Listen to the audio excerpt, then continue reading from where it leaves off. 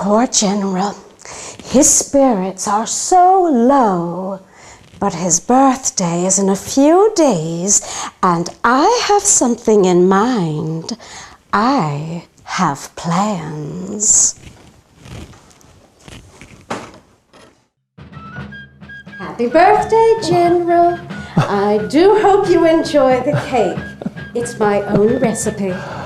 Oh, thank you, my dear. A reminder of our life in Virginia. And what is this I hear outside? Well, now, what's a birthday without music?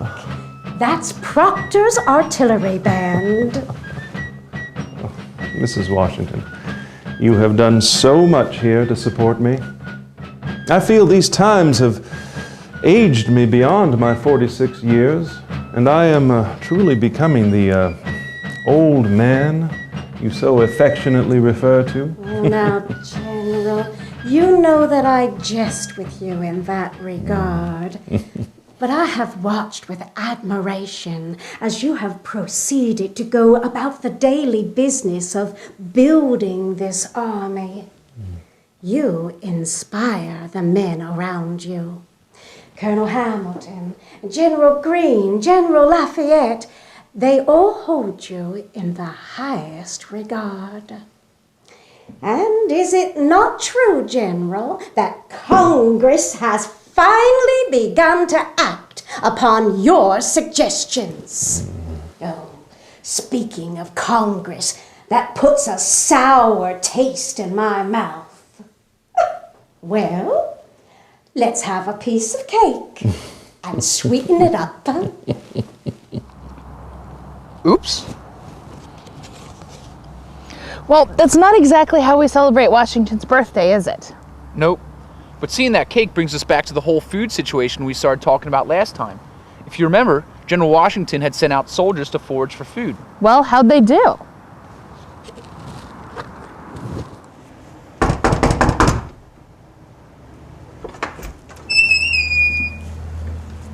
May I help you? Are you the owner of this farm? Why, yes, sir, I am. Are you aware of the encampment nearby at the Valley Forge? Yes, of course I am. I have to maintain constant vigilance to make sure my crops and livestock are not stolen. Madam, there are 12,000 men within a few miles of here who are desperate for food.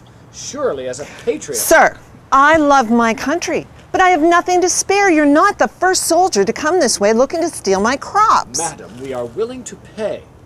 In hard currency? Well, with continental dollars. I'll see what I have. Very well. I have other farms to check and will return presently. Well, that was tense. How come she didn't give the soldier what she had? What makes you think she had anything? There are 12,000 soldiers at Valley Forge, and they've been here for 2 months. The countryside is stripped of supplies, and farmers need what they have to survive. Well, the soldier did offer to pay her. In Continentalscrip. So? Continentalscrip is paper money. It's basically an IOU from Congress. But think about it. Congress has fled the capital. The countryside is in turmoil, and it's taking more and more continental dollars to buy even the most basic of needs. Well, how does General Washington expect to get supplies into camp then? My dear, you know I have forwarded General Greene's name to Congress for appointment as our Quartermaster General. Now, I have no doubt, once his appointment is approved, he will act swiftly to address the supply crisis here. But, General, in the meantime, the men are suffering now.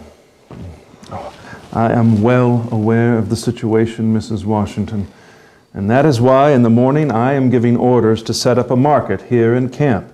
This will allow the local farmers to sell to the soldiers directly and under supervision.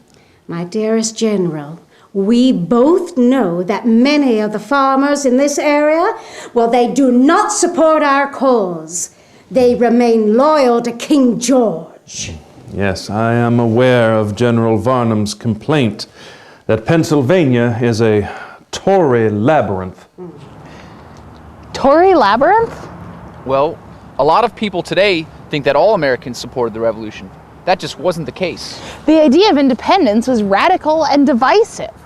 This was about breaking away from the mother country, the richest and most powerful country on the earth. Some people were for it. They were called patriots. Some were against it. They were called Loyalists or Tories. And a whole bunch of Americans were torn and undecided. This wasn't just about politics. This affected your day-to-day life. Like in this case. If you hear about farm markets in the encampment and you're a patriot, you might go and sell to the army. Yeah, but what if you were a loyalist? He called me a patriot. I'm a Pennsylvanian, I'm an American, and I'm loyal to my king.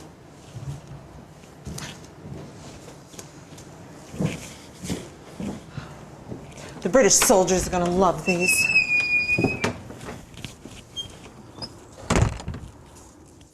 On behalf of PECO and Valley Forge, we hope you enjoyed your PECO podcast journey through history.